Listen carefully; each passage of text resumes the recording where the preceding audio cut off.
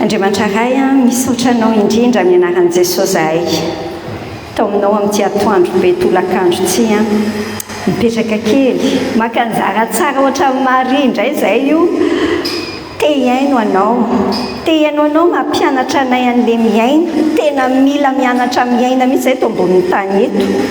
Dia misaotra Tompo a ny amin'ny nanomananao an'izao fampianarana izao a ho raisinay satria ianao no nametraka an'izany tany anatin'ny mpanomponao tany a dia afaka miara misitraka an'izany zahay. Dia indreto zahay miaraka manolotra ny fonay hoe Tompo a eo anatrehanao a hamboary ho tany tsara ny fonay io. Tsy hoe anao collection an'ny tenin'Andriamanitra enay ndre tsara ndray zay fa tena hoe ho fiainana ho anay mihitsy enay fa misy fiakarana lenta ara-panahy indray hitondranao anay. Dia misaotra sady ny amin'izay fanazara-tena omenao anay ny exercice rehetra ampiarahanao miaraka amin'ity satria ianao mpampianatra tena endry tena prof tena mahay indrindra mihitsy ianao Andriamanitra. Dia rehefa mampianatra anay ianao dia manome fanazarana anay koa sady manomana anay.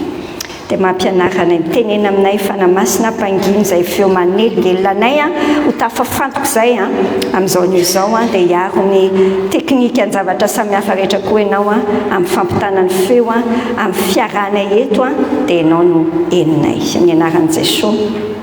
Amen. Amen. Vetivety kely.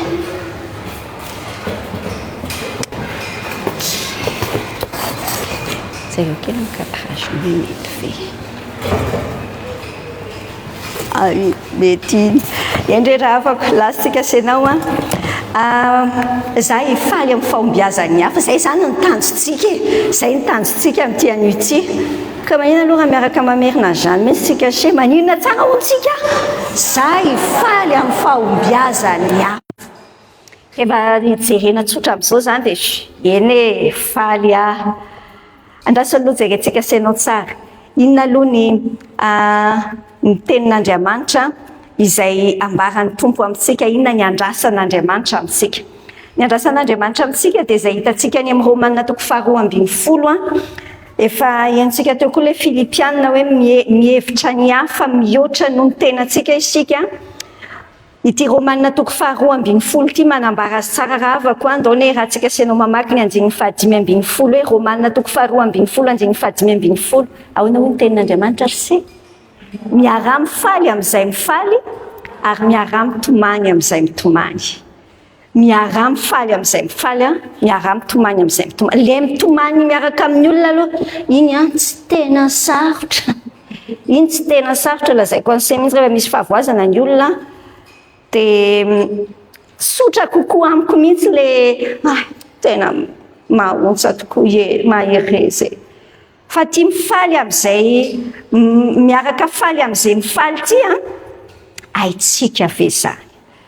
Ndao aneo meko tranga vitsivitsy ianao dia mipetra eo amin'ny toerana le tranga resahantsika senao hoe mifaly ve ianao raha sainao ary le film.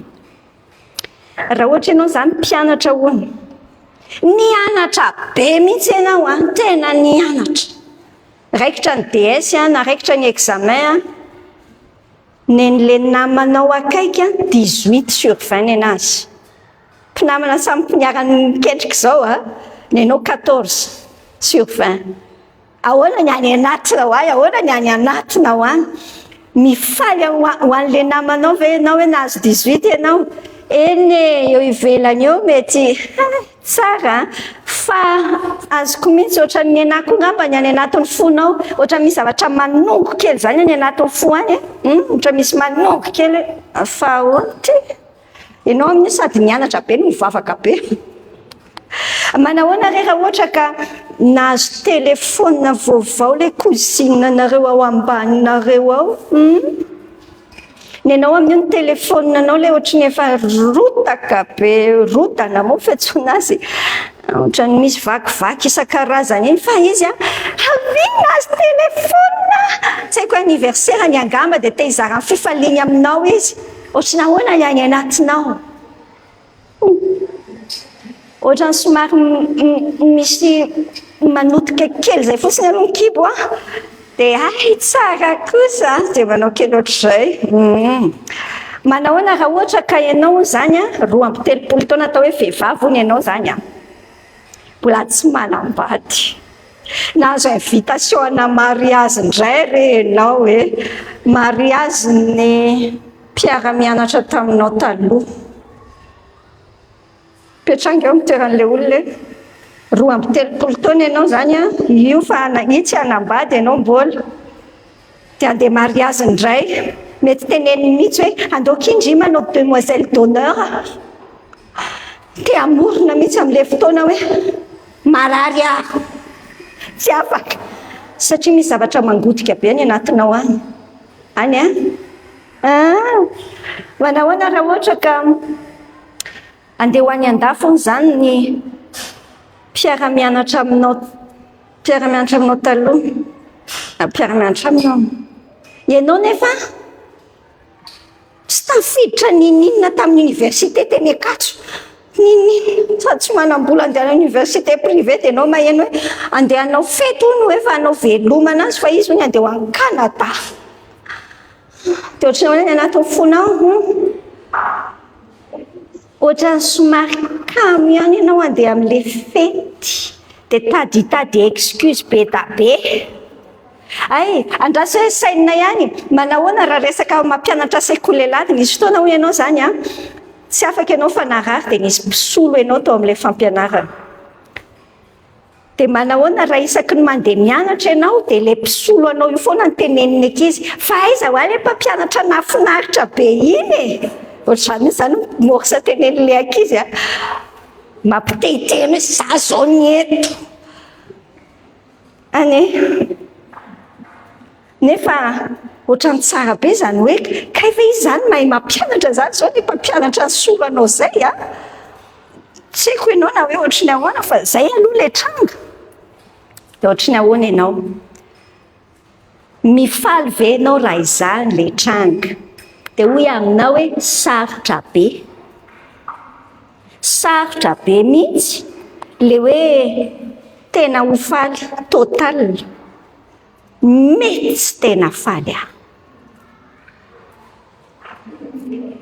andao hoe andinika tsara zay mihitsy aloha zao ny atao mandinika aiza ho aiza misy atsika se amin'ity fiainan'ity tena tsotra be mihitsy le miteny hoe mifaly miara mifaly amin'izay mifaly ay zara ny olana ary sy mahatonga atsika tsy ho total be le fifaliana tsy tonga dia miara bitaka be amin'ilay olona tsika wow fa misy ohatrany rambona alahelo zany misy rambony zavatra masosotra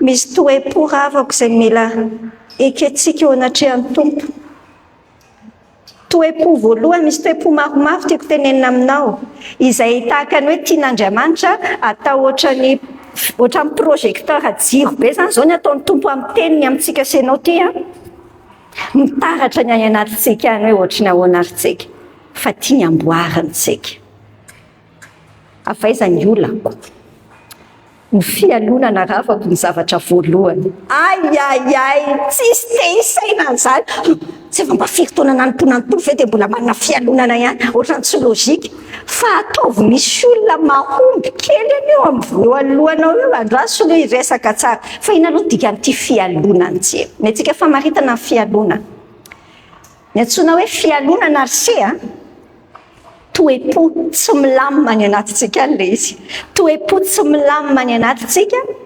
vokatry ny fieritreretana na fahatsapana hoe misy tsy ampy amin'ny fiainantsika toe-po tsy milamina ny anatintsika vokatry ny fieritreretana na fahatsapana hoe misy tsy ampy any anatintsika ka io tsy tsapantsika mihitsy io ratsy rehefa hitantsika any amin'ny hafa ilay izy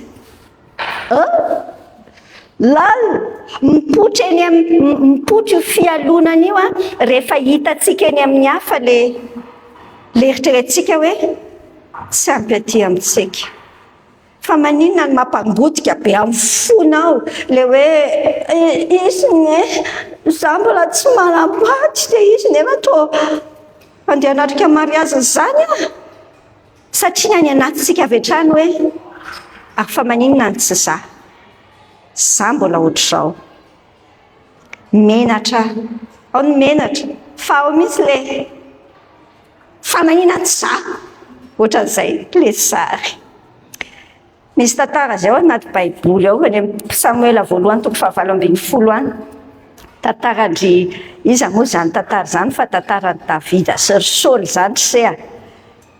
Mahafinaritra be mihitsy ny baiboly fa misy karazam-piainanao. Enonao nge ny zavatra niseho tamin'ny Saoly ao amin'ny Samuela voalohany toko 7:20 ny vakiko aminao anjiny 5 hatramin'ny 7 monja enoiny no tonga ny olona tamin'ny iverenan'ny Davida avy namono an'ilay Goliata Filistina nivoaka ny vehivavy avy tamin'ny tanànan'i Israely rehetra ka nihira sy nandiny tsenan'ny Saoly mpanjaka tamin'ny amponga tapaka sy ny fifaliana ary ny kipantsony. Ny vehivavy mpandihy dia nihira hoe Saoly nafaty arivo fa Davida nafaty alin'alina. Anjiny 9 enonao tsara dia tezitra indrindra Saoly fa tsy sitran'izany teny izany ka hoy izy neny Davida nataony alin'alina lahy fa ny ahy kosa nataony arivo ihany koa fanjakana ihany sisa tsy mbola azony. Ary nanomboka tamin'izay hatramin'izay andro izany dia nangarika amin'ny Davida Saoly. Ohatra ny filma efa hitantsika ihany zany amintsika. Izany hoe tsy dia tena tiantsika raisina be loatra satria bontsika sy ny mpanompon'Andriamanitra rehefa enjakenjany dia izy avy eo moa dia hoe angarika fa ny anaty fotsika any. Ohatrany ahoana fialonana misy mpiravavy ikambana amin'ny fialonana ivitsiritana ny anarany. Convoitise hozy izy ny teny frantsay. Ivitsiritana indray sakaiza ndikan'izany fitsiriritana zany mitovitovy mihitsy ny fialonana sy ny fitsiriritana. Fitsiriritana dia fahatsapana tsy fahafaham-po na tena hoe ngidi-po mihitsy vokatry ny fahitana ny zavatra na toetra na toerana ananany hafa. Mahatsapa insatisfaction ianao zany. Mahatsapa ianao hoe misy tsy fahafaham-po tsy tiako zany fiainako zany ohatra ny sorisoreny izay ianao tsy hainao hoe ahoana. Ohatra ny sorisoreny izay ianao fahatsapana tsy fahafaham-po na tena ngidi-po mihitsy vokatry ny fahitana ny zavatra na toetra na toerana ananany hafa. Dia lasa mitondra fahatezerana io ravako. Mitondra lolo-po io. Ary tsaroantsika any amin'ny Genesis toko 4 ny von'olona voalohany teto ambony tany. Vokatry ny fialonana sy fitsiriritana nge ireo kambana amin'ny rahavavy zany ireo misisika kely aty anatintsika sy nao aty misisika kely aty. Any amin'ny Galatiana toko 5:7-20 dia manambara tsara ny amin'ny hoe fa miharihary ny asan'nofo. Asan'nofo io fialonana sy fitsiriritana io. Asan'nofo io. Le nofo nefa miexista aty anatintsika hatrany na dia efa manana ny tompo azitsika. Vao mainka moa tsy manana ny tompo. Mba hitanao mikafohy azy eo amin'ny fiarahamonina. Vokatra izy mirahavavy ireo. Fialonana sy raha fitsiriritana. Zany ny mahatonga olona mamosavy efa tonga amin'ny zavatra tena sarotra. Mahatonga ny olona tsy ao an-trano ianao dia tondrahan'ilay olona rano mangotraka le antiorium manao tsara tarehy. Vokatra fialonana sy fitsiriritana misy zavatra tsara mantsy any aminao izay mahatonga anazy misaina hoe tsy ananako le izy ka rehefa tsy manana ihany ry anina dia aleo tonga dia tsisy azo se ratsy tarehy be mihitsy ity.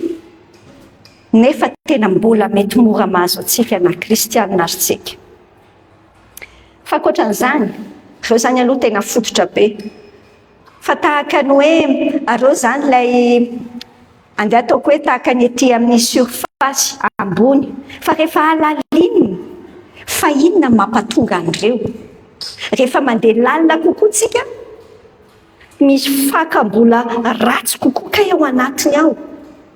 Irafirehare ana ry sea. zay fireharehana foeboebo fizy sy tiafany andraondray omentsika famaritana tsotra be zany fireharehana zany. Fireharehana raha afako any dia fieverana ny tena ho ambony hafa na ianao zany mieritreritra ny tenanao ambony hafa na fieverana ny fiainana hoe miodina amin'ny tenanao. Ianao zany eo amin'ny ivo dia ny fiainana rehetra, ny olona rehetra dia mila miodina eo aminao avokoa.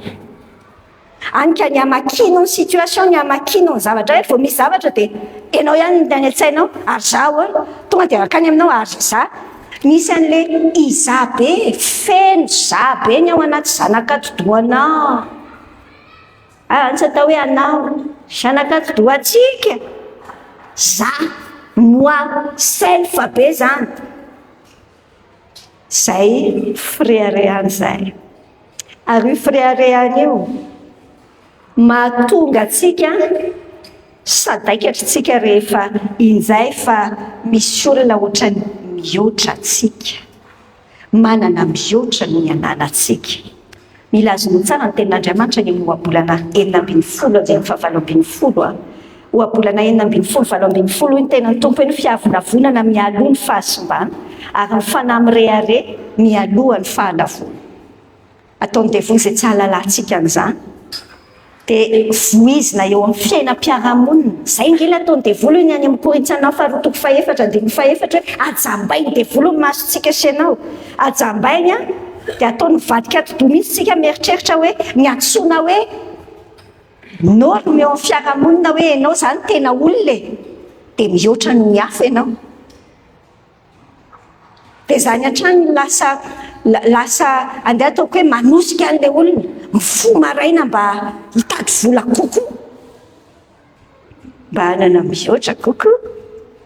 Ina ny zavatra miseravaka ao anatin'ity fireharehana ity. Ny fireharehana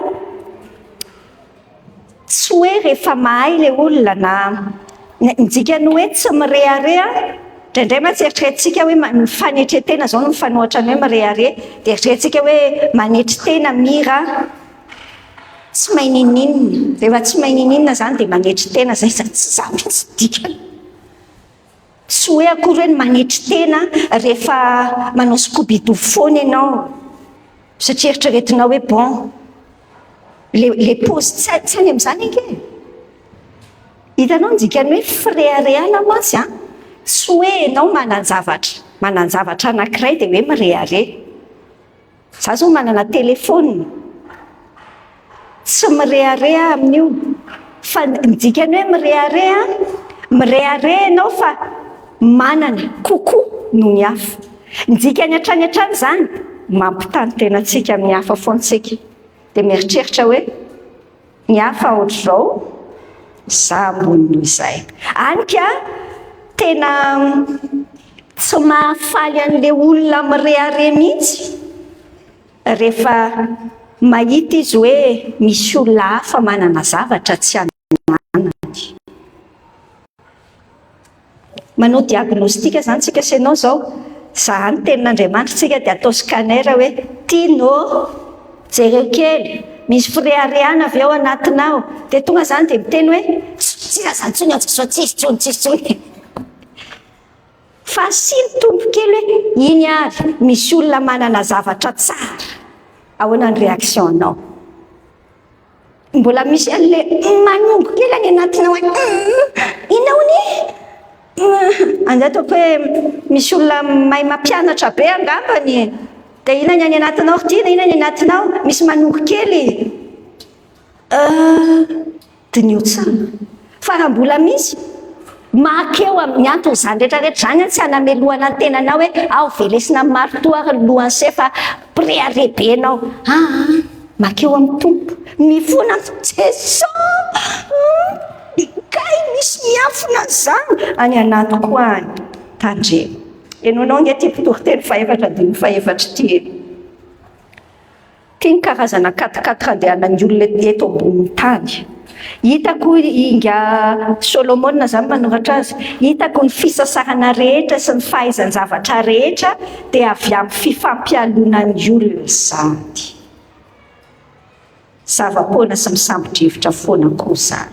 Eo amin'izao tontolo izao aloha ravako, tena io mihitsy ny motera mamelona, ny fialonana, ny firehareana te ho lasa lavitra kokoa. Ina ny invention anao? Namorona iny ianao? Za mahavita mamorona tsara lavitra noho izay, draso. Ina ny ianao?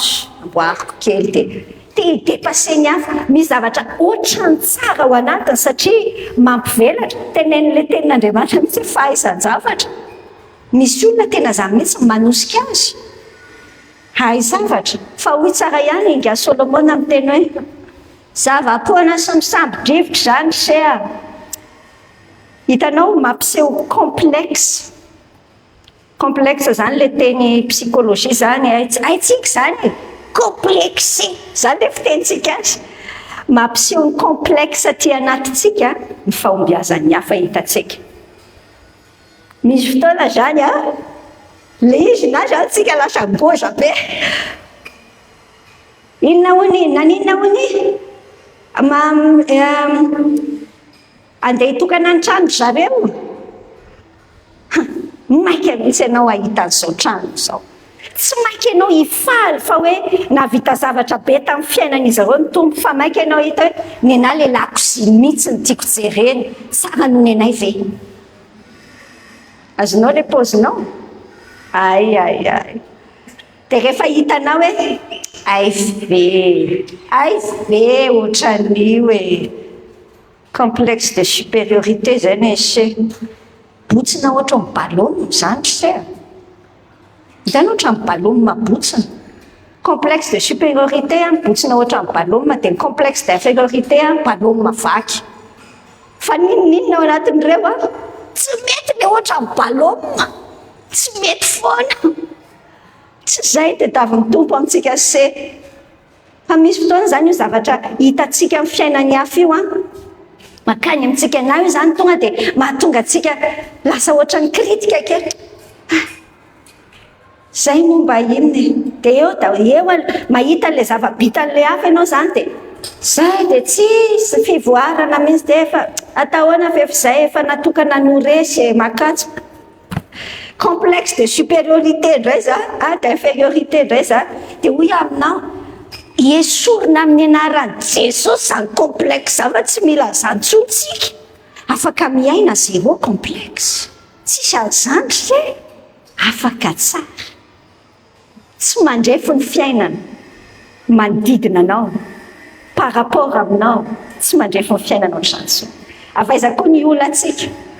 Rehefa dinianao ambanin'ny tany ao le fototra be any ambany any zany, fotsy mankasitraka saina ao ambadika zany rehetra zany tsy mahay mankasitraka tsika. Ianao nge ty tenin'Andriamanitra amin'ny Romaina 8:20 hoe zao ny tenin'ny tompo hoe fa na dia nahalala an'Andriamanitra azy izy dia tsy mba nankalaza azy toy izay mendrika ao an'Andriamanitra na nisaotra azy, fa tonga zava-poana izy tamin'ny fisainany ary tonga maizina ny fony toto. Azonao ve izany tenin'Andriamanitra izany?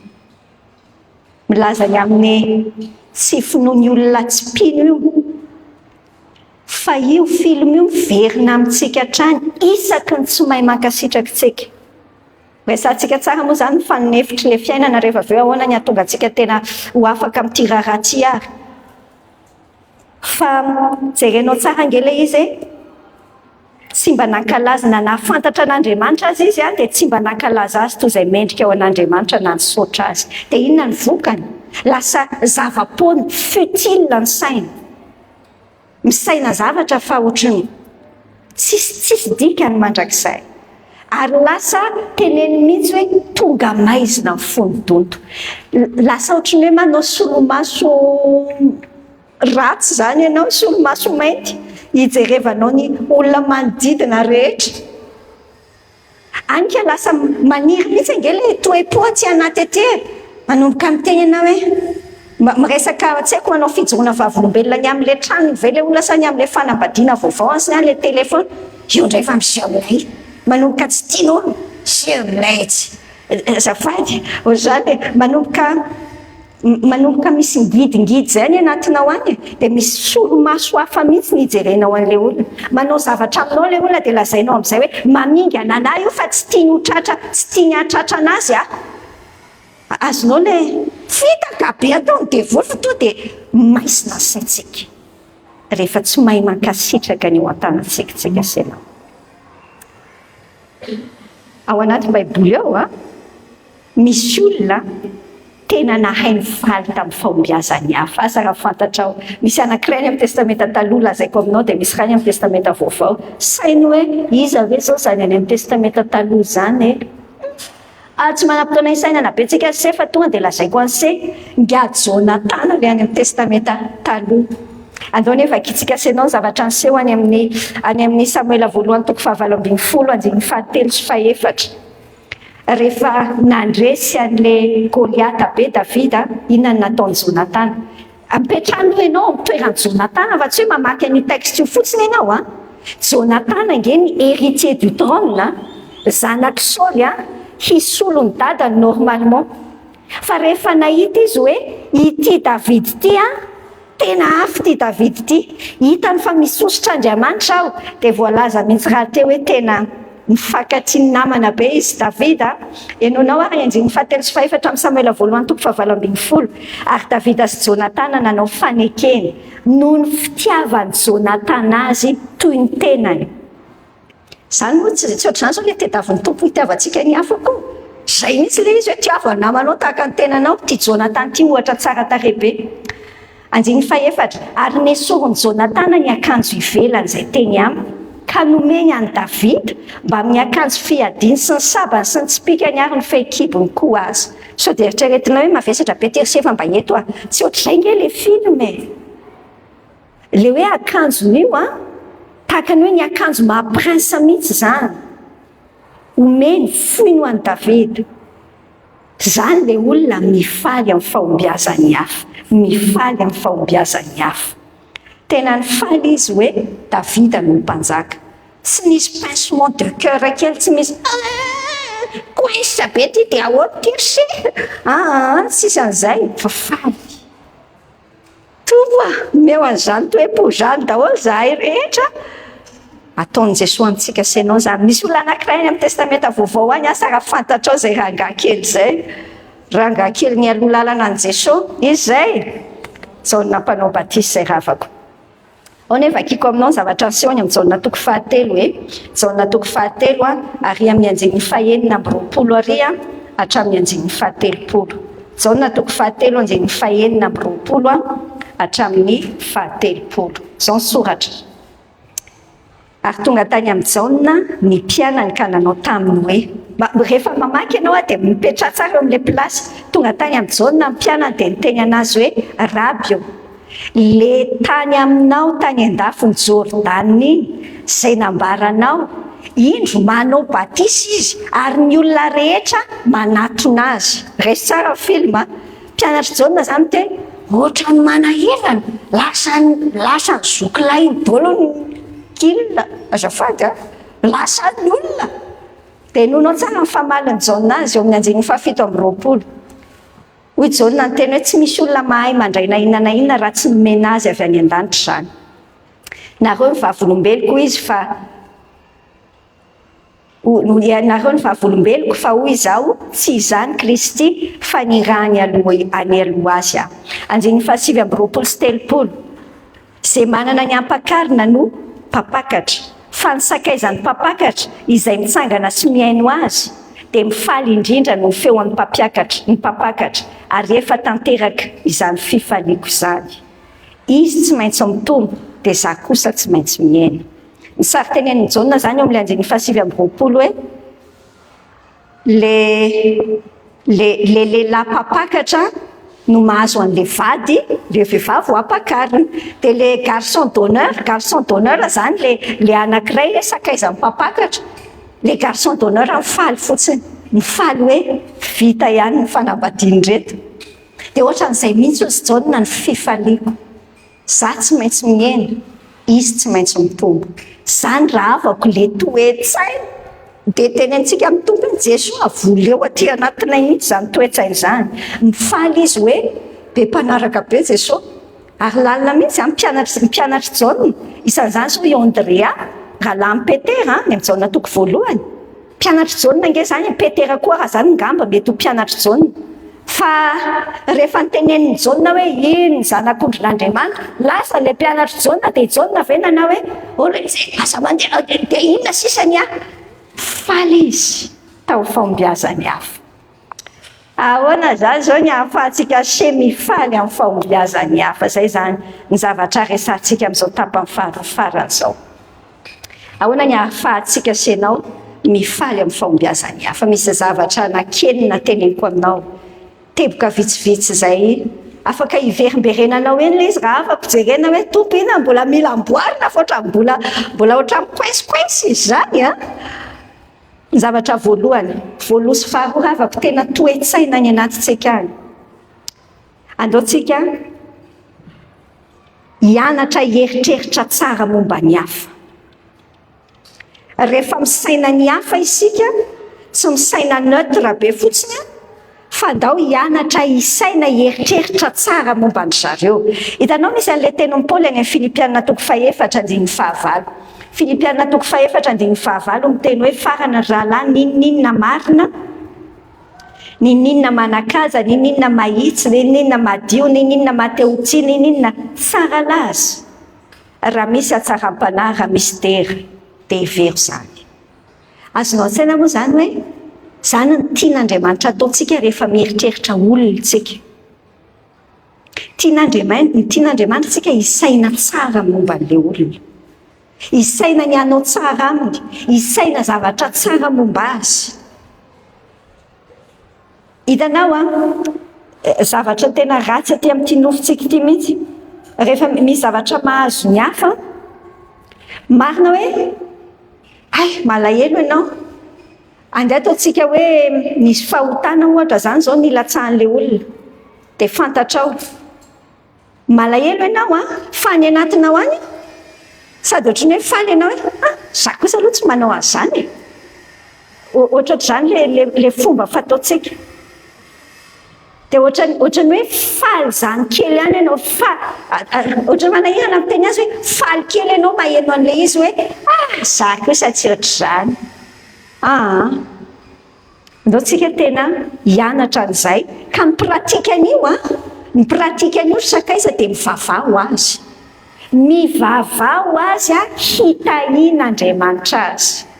Vao misy olona mandeha ao anatin'ny sainao ao amin'ny fotoana tsy fantatra de mahatadidy andranony ianao de tsy manao fotsiny ianao hoe zay rano le afa-diovavaka fa tena sady manampy anao mitondra fitahianao anao ny fivavahanao any hafa no manafaka anao afa-diovavaka.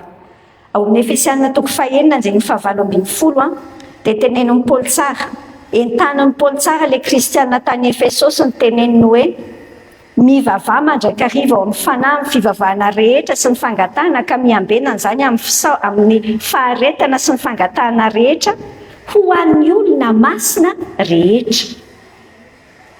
Io fisainanao io hitanao no mora ty saitsika ty mora miparitaka be de mora misaina zavatra ratsy de mora mandeha fa isan'ny fomba pratika be hifehezana ny saina afa-diovavaka ny eritreritrao.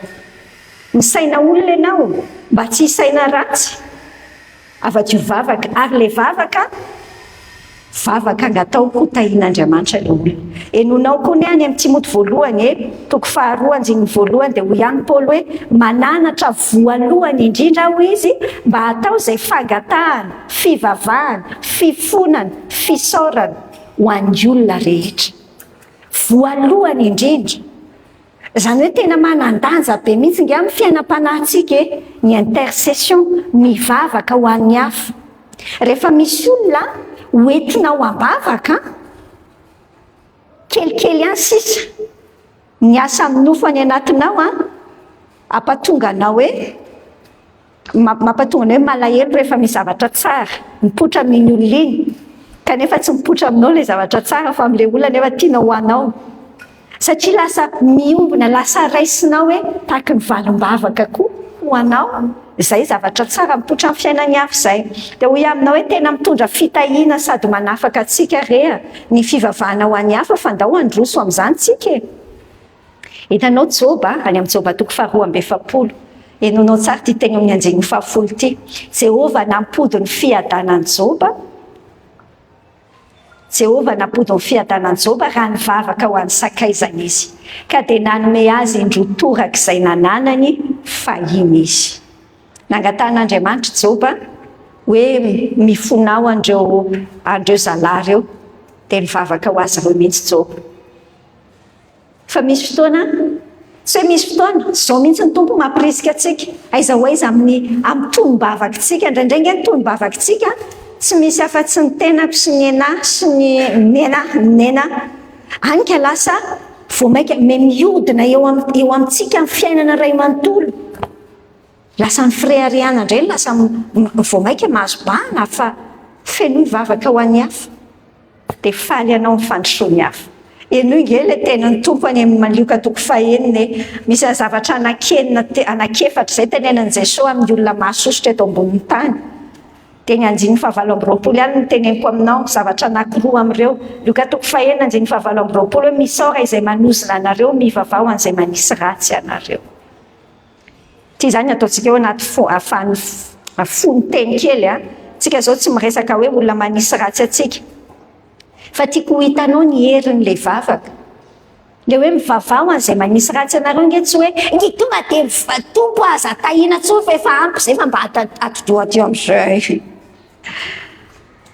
Indraindray tsika rehefa misy olona manisy ratsy atsika dia haitsika mihitsy Jesosy to dia kapoy any amin'ny marary azy mihitsy. Tsy zay ange io vavaka io e, tsy zay io vavaka io any tena vavaka hoe anonono fitahiana. Efa mahatsiravina ampiko mbola anonono fitahiana. Zay fotsiny tenao an'izay fotsiny tompo. Andaotsika sy makato manafaka ry zany a. Misy zavatra famy tompo. Le kiratrondro be aty anaty masontsika aty amin'ny fijeran'ny hafa eny. Toiza, ahoana ny zavatra faharoa ahafahantsika sainao mifaly amin'ny fahombiazan'ny hafa. Ny zavatra faharoa ravako dia izao. Mbola atao anaty saiko ato ihany, maka compréhension fahazahoana tsara azo fa natao vatana anankiray anie ny mpino rehetra. Maresaka indrindra zany entre hoe tsika samy efa manana ny tompo ty raha teneniko anao ty a. Natao vatana anankiray nge tsika e. Misy an'ilay tenin'i Jesosy nampitondra ny amin'ny Paoly any amin'ny Korintianina 2:2-9:20 hoe raha mijaly ny anankiray amin'ny momba ny tena dia miara mijaly avokoa izay rehetra momba ny tena.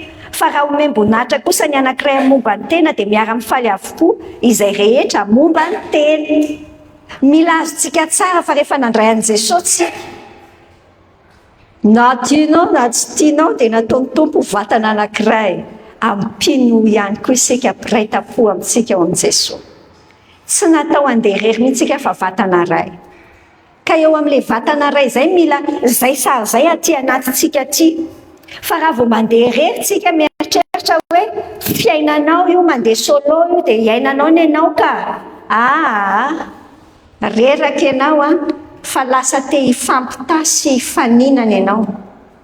Rehefa vatana ianao ve zany ao anatin'io vatana zay Korintianina 1:2-20 io vatana ohatran'ity vatana be atsika sy ianao ty zany.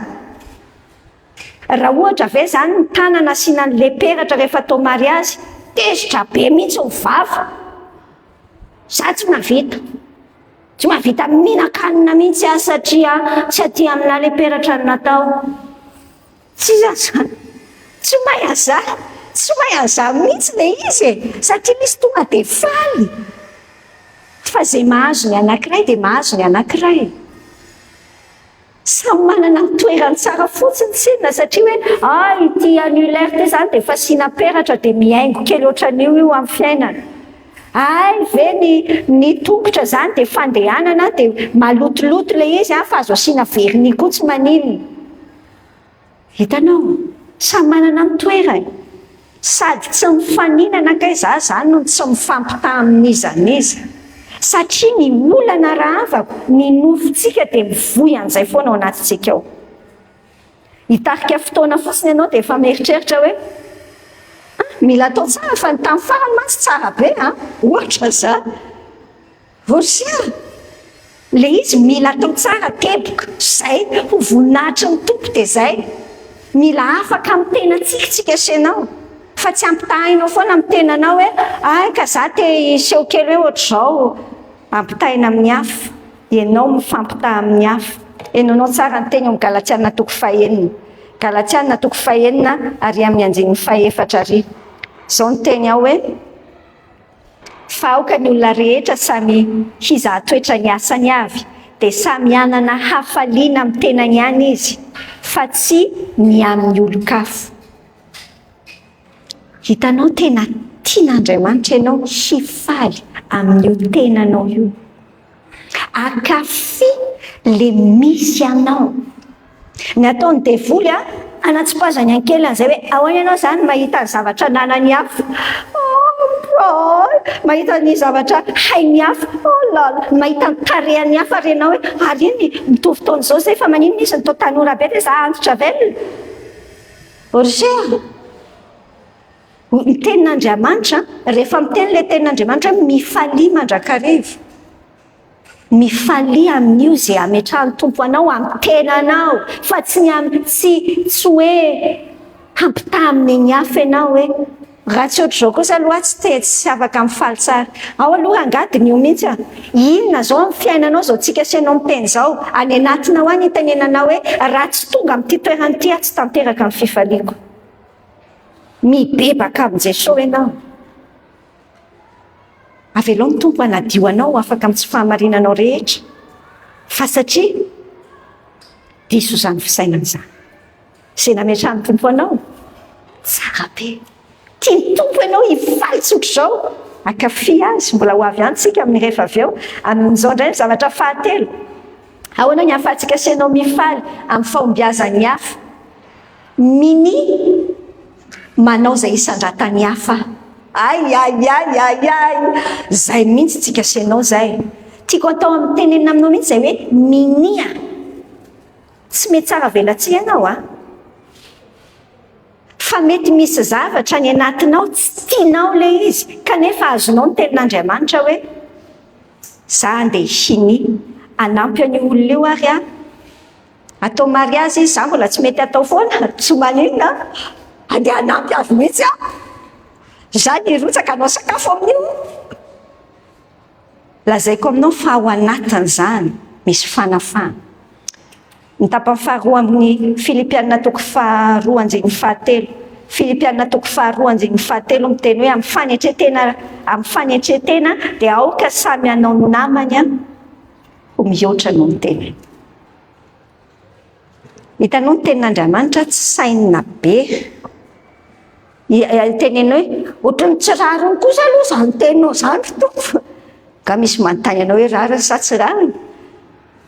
Ho an'ny nofontsika senao tsy rariny mihitsy zany fa izao fankatoavana, midikany hoe fankatoavana raha afaka manana confiance matoky an'ilay Andriamanitra ny teny ianao hoe tsy mampitikizo anao zany ny tomponao.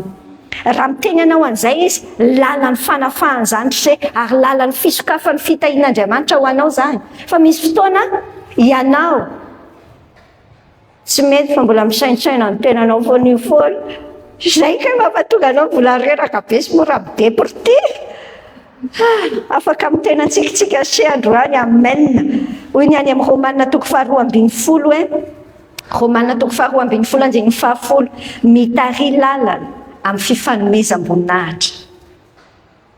Ndao hianatra an'izany mihitsy tsika. Ahoana zany pratika an'izany tsotra be? Mianara miresaka ny namanao, le olona ohatra somary manahirana anao iny, manahirana anao fa manana zavatra mihoatra anao, mahay mihoatra anao. Andramo mihitsy, resao amin'ny olona momba azy, ary resao tsara. Tenenao amin'ny olona, ohatr'izao izy, iny olona iny tena ohatr'izao mihitsy, admireo, ohatr'izay le fiteny azy zany. Tsy hoe ianao zany manao dokadokana ohatrany hoe mila 19 fa hitanao hoe tena mahay mampianatra iny olona iny.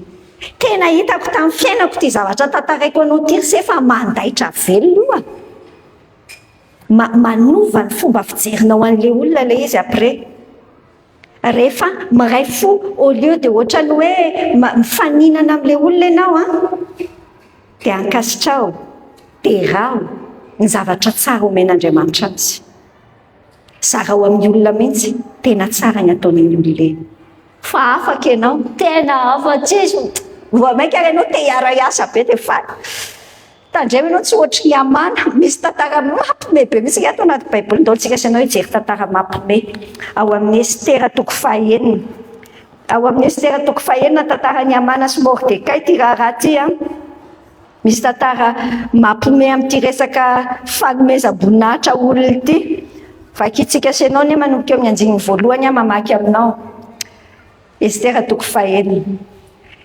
tamin'izay alina izay zany tsy nahita torimaso ny mpanjaka ka napaka boky fitadidiana ny tantara ary novakiana teo anatrehany teo amin'ny mpanjaka le boky dia indro voasoratra fa i Mordekay no ny apangany Bigtana sy Taresy roalahy isan'ny tsindranolan'ny mpanjaka dia ireo mpiambina teo am-baravarana izay nitady hamono ny Ahasuerosy mpanjaka dia hoy ny mpanjaka tamin'ile namaky an'le boky inona moa ny fanandratana sy voninahitra mba efa nomenan'ny Mordekay noho izany nataon'izany dia hoy ilay zatovy mpanjaka hoe le nanompo azy teo tsy mbola nisy nomena azy dia hoy ny mpanjaka iza ny olona ao akianja ao dia hoy izy le zatovy Iamana lasa aloha meko contexte tsara ianao Iamana ty lehilahy tena ratsy fanahy be olona ambony be eo amin'ny fanjakana izy zany fa izy ty tena olona feno azy ny tenany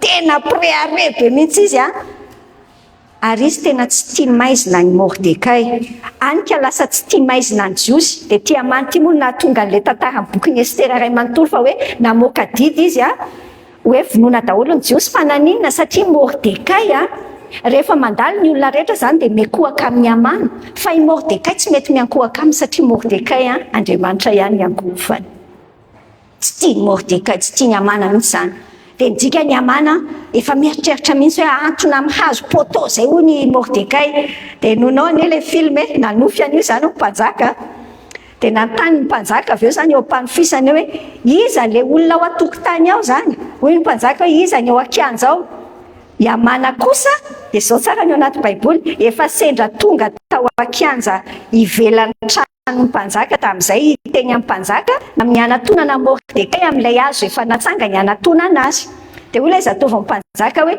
indro i Amana no nitsangana ao akianja dia hoy mpanjaka ataovy miditra aty izy dia nonao nge dia niditra i Amana dia hoy mpanjaka taminy ory Amana inona ny mendrika tao amin'ny lehilahy zay tiany mpanjaka omem-boninahitra ary i Amana nanao anakapo hoe ko iza indray moa no tiany mpanjaka omem-boninahitra afa-tsy za ka dia hoy i Amana tamin'ny mpanjaka ny amin'izany lehilahy tiany mpanjaka omem-boninahitra aoka alaina ny akanjo fiandrianana efa ny akanjon'ny mpanjaka sy ny soavaly izay efa nitsanganan'ny mpanjaka sady voaisy sady voninahitra ny lohany dia aoka izany fitafiana soavaly zany atolotra eo an-tanan'ilay anankiray izay malaza indrindra mipanapaka voatendry ny mpanjaka ary aoka izay lehilahy tiany mpanjaka omem-boninahitra no ampiakanjona azy ampiakanjona an'izany ka ampitaingenina amin'ilay soavaly dia hoentiny eny ankalalahana eto tanàna ary aoka hisy antso eo anoloany hoe zao ny atao amin'ny lehilahy zay tiany mpanjaka omem-boninahitra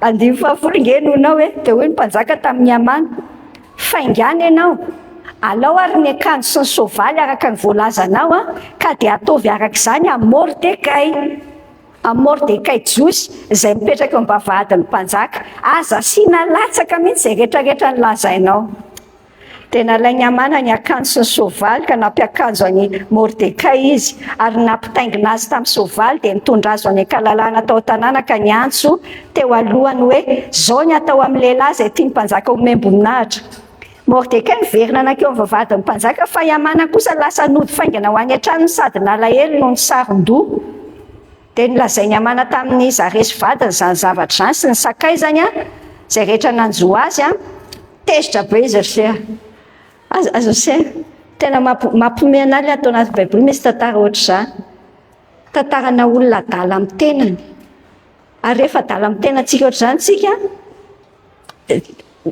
ataon'Andriamanitra film mampiomehy be ohatr'izany avy eo tena afa-baraka total be mihitsy total ohatr'izay tandremo andaontsika senao isafidy an'izay minia manao izay isandratan'ny afitsika manafaka antsika izany. Zavatra fahaefatra ankasitrahako ny fotoanan'ny tompo ho an'ny olona tsirairay.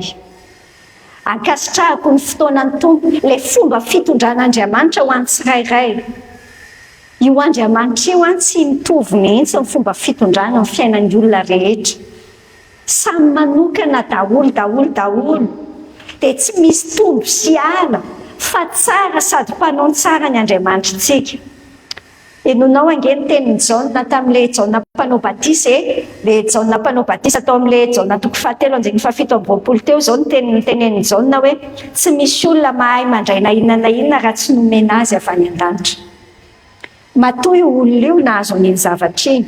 Tsy hoe ny ahatonga anao afaka hifaly amin'iny dia alefanao daholo ny teny ao anaty lohanao hoe eny izao nanao kolokolo be dia nahavitanao.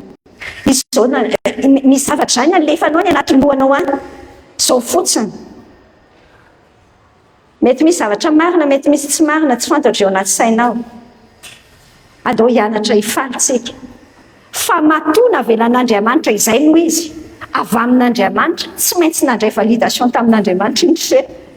Dia andao misaotra an'Andriamanitra ny amin'ny fikasihan'ny fiainan'iny olona iny. Samy manana ny fotoanany daholo ny tsirairay. Dia hianatra an'izany tsika ny Jakoba 1:7 ny fanomezan-tsoa rehetra sy ny fanomezana tanteraka rehetra dia avy any ambony ka midina avy amin'ny rainy fanazavana. Andriamanitra ny manome cadeau parfait. Dia andao hifaly amin'ilay zavatra mahazo ny hafa tsika hoe cadeau parfait ho anao izany. Tena faly aminao. Exprime mihitsy, teneno mihitsy mba hanafaka anao tsara. Ny zavatra fahadimy indray izao tsika senao. Ndao hianatra. Sorato mihitsy ary sakaiza dia hisory. Tiako tenenanao mihitsy izay hoe sorato dia hisory. Ny fitahian'Andriamanitra anao. Le manoratra mantsy manampy ny fifantohantsika senao mihitsy. Sorato mihitsy rangaha.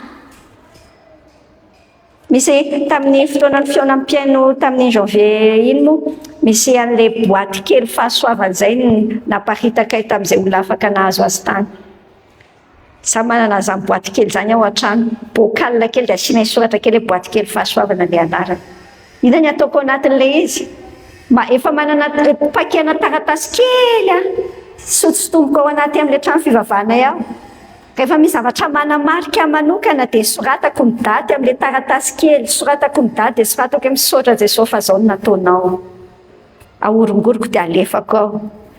Efa nahafeno boaty kely tamin'ny taona 2024 dia izao indray izao mameno boaty hafa indray. Fa mahafinaritra be mihitsy amin'ilay fotoana ianao ohatran'ny tena tsy any, ohatran'ny reraka. Fa ohatran'ny Salamo 7:7 ange mahazo antsika senao rehetra. Saiko solafaka mijery ny fitahianany ratsy fanahy. Alaivo kely ilay izy dia jerena.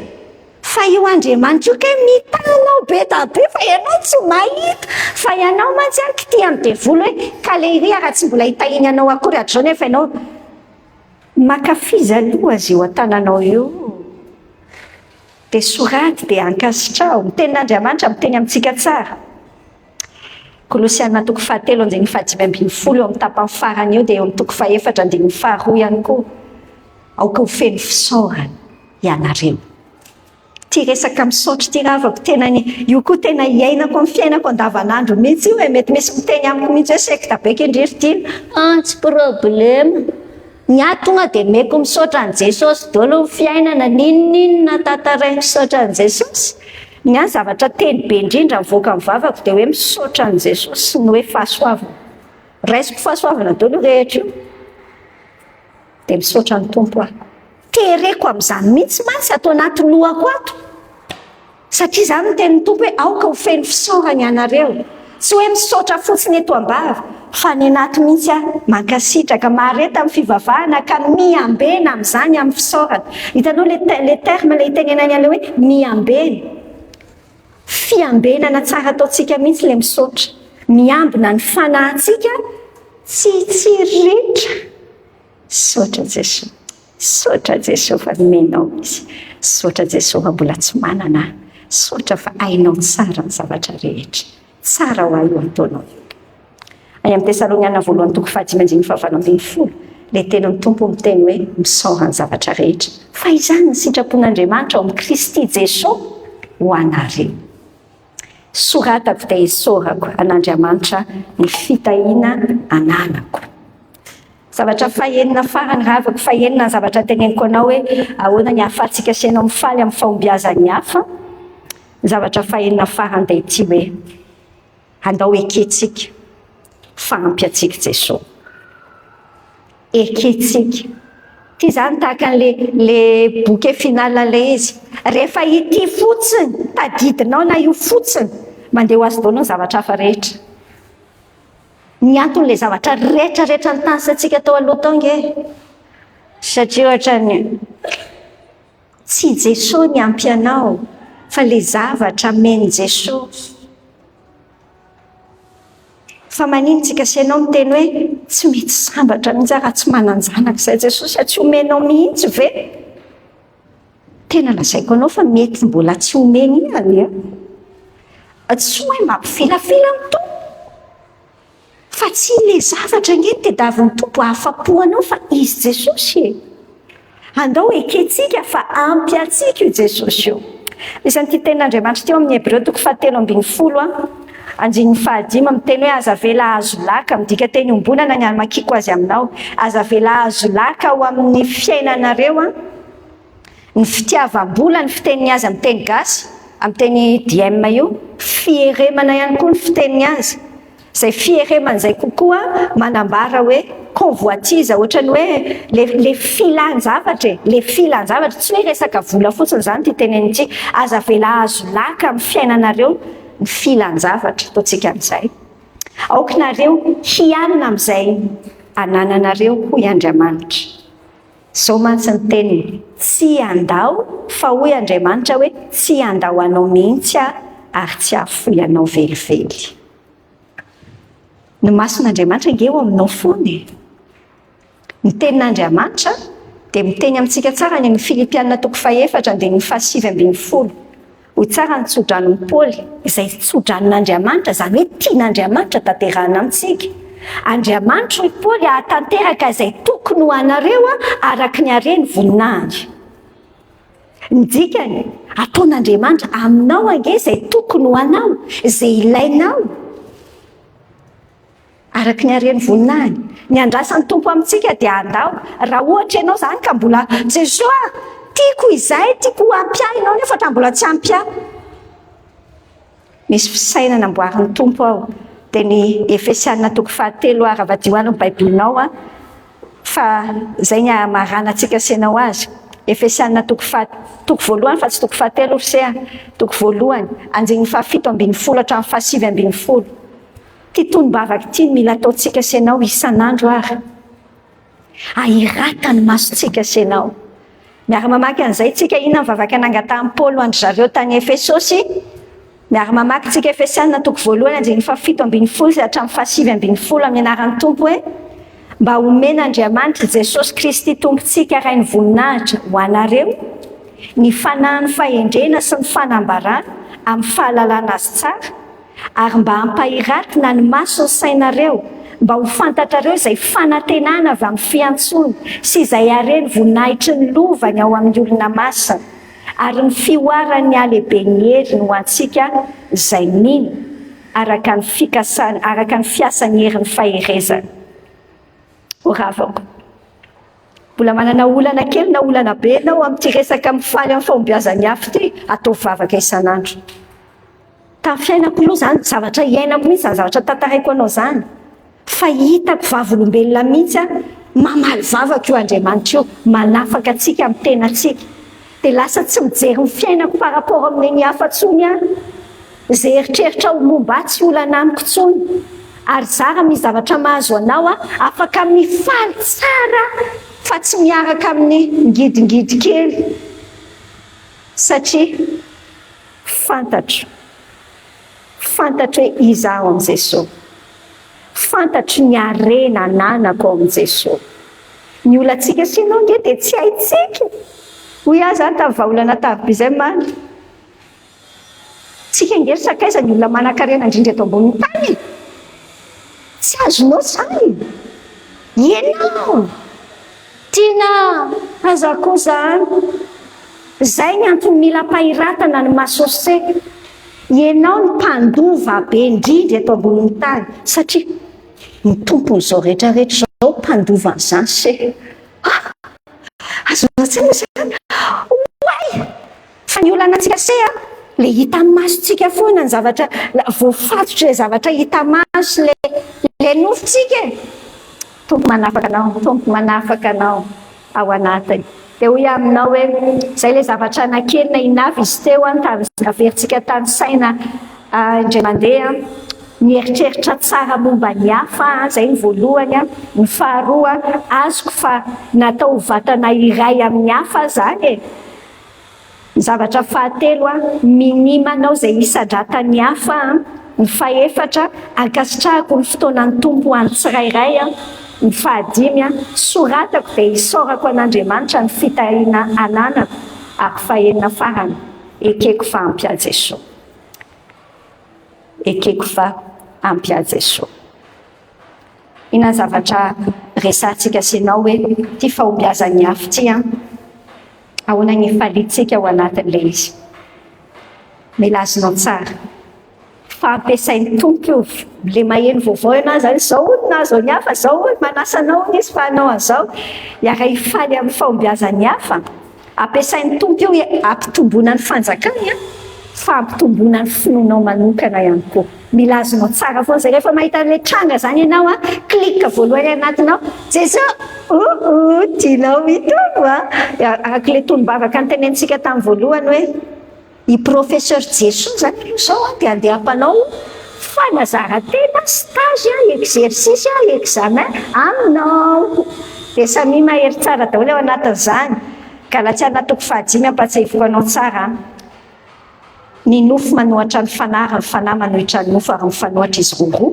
mba tsy azahoanareo manao zay zavatra tianareo ao anatinao zay misy zavatra mifanohatra zay aza taitra ianao fa zay mihitsy le izy dia ao anatin'io anefa dia hoy le tenon'ny tompo hoe zay any Kristy Jesosy dia efa nanombony nofo mba faniriny sy mifilany tamin'ny hazo fijaliana piana ny nofo se mandeha midradradratra kely foana io piana petra tsara mandeha amin'ny fanatsika mifaly amin'ny fahombiazany hafa Romana 13:24 dikan'izany hitafio Kristy hitafio Jesosy Kristy tompo ary aza miahy ny amin'ny nofo mba hatanteraka ny filana vao hitanao mipotrapotra fotsiny le izy tonga dia ty le rara vonona atao amin'ireny fa tsy hoe eo dia velombelominao io mifaly amin'ny fahombiazany hafantsika atao hivavakatsika sinao Andriamanitra ray misaotra anao amin'ny anaran'i Jesosy zahay afaka miaino anao miaino ny fahamarinany teninao amin'ity zavatra ity tena tahaka ny jiro be tokoa manazavana any anatina ihany mampahita anay hoe mbola misy zavatra tefena mihitsy aty aminay aty ny zavatra mila hitombonay ao mety zay Jesosy mety aboarinao miasaty anatinay any tena hoainay mihitsy zany mamona an'le nofonay te hidradradratra hoe tsy rarany raha le olona manana nefa zay mpanomponao tsy amenao aisotry zay tompo ay akafiany ataonao aminay fa indrindra ampisehoy ampahirato ny masonay ahitanay hoe ampoanay ianao ampahafantaro anao bebe kokoa zahay ampahafantaro an'izany areny fiantsonao fanantenana ny fiantsonao ny arena amin'ny lovanao zany ho fantatray tsara ny dozin'izany dia tsy hitsiriritany zavatra eto amin'izao tontolo izao empintsony izahay akafi tsara ny menao ianina tsara amin'izany misaotra miasa ty anatinay fanamasina mahatonga an'izany fahamarinany teninao zany ho fiainana ho anay rehetra amin'ny anaran'i Jesosy amen amen